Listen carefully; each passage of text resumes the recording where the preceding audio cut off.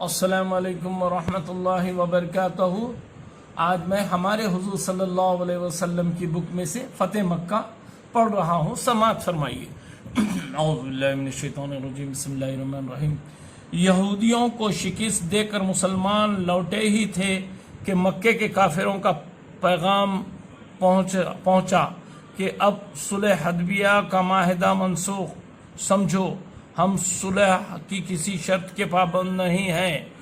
اس کے ساتھ ہی انہوں نے مسلمانوں کے دوست قبیلوں پر حملہ کیا اور کعبے کے اندر قبیلے خزاعہ نے خون بہایا۔ قبیلے خزاعہ نے حضور کی خدمت میں حاضر ہو کر فریاد کی، آپ نے ان کی مدد کا وعدہ فرمایا۔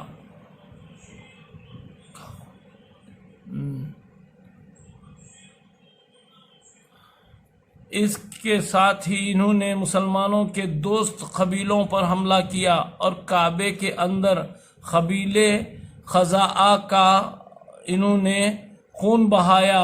قبیلے خزاعہ نے حضور صلی اللہ علیہ وسلم کی خدمت میں حاضر ہو کر فریاد کی، آپ نے ان کی مدد کا وعدہ فرمایا۔ حضور صلی اللہ علیہ وسلم کی نسبت یہ سن کر کہ انہوں نے قبیلے خزاعہ کی امداد کا وعدہ فرمایا ہے، ابو سفیان جاسوسی کرنے کے لیے مدینے میں آیا، مگر اسے کسی نے منہ نہ لگایا اور وہ ناکام واپس چلا گیا۔ روز روز کے حملوں سے تنگ آ کر آخر حضور صلی اللہ علیہ وسلم مسلمانوں کی ایک بڑی فوج کے ساتھ مکے کی طرف روانہ ہوئے تاکہ کعبے کو بت پرستی کی ناپاکی سے ہمیشہ کے لیے پاک کر دے۔ جب یہ فوج مکے کے قریب پہنچی تو ابو سفیان پھر جاسوسی کی نیت سے آیا، مگر مسلمانوں نے اسے گرفتار کر کے حضور کی خدمت میں پیش کر دیا۔ حضور نے اس سے پوچھا، کیوں ابو سفیان، تمہیں ابھی بھی یقین نہیں آیا کہ خدا ایک ہے؟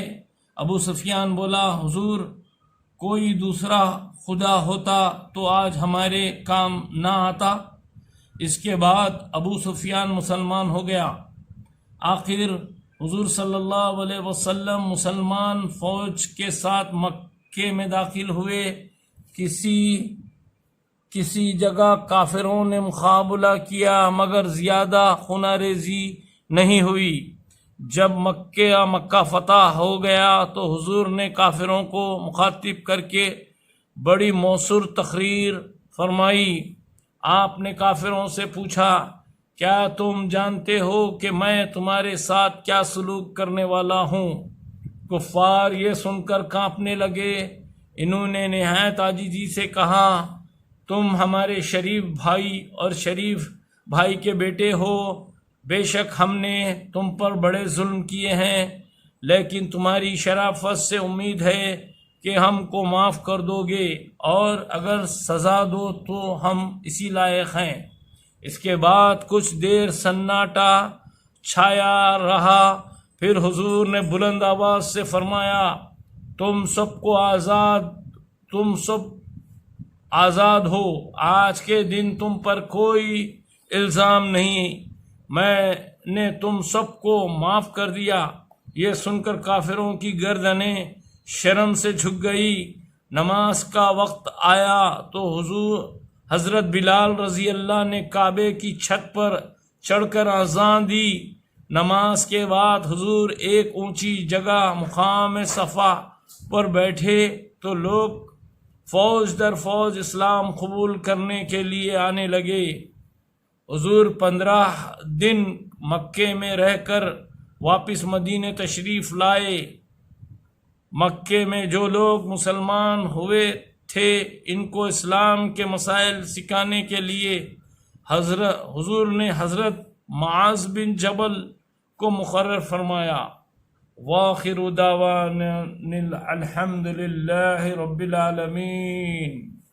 چینل سبسکرائب کریے۔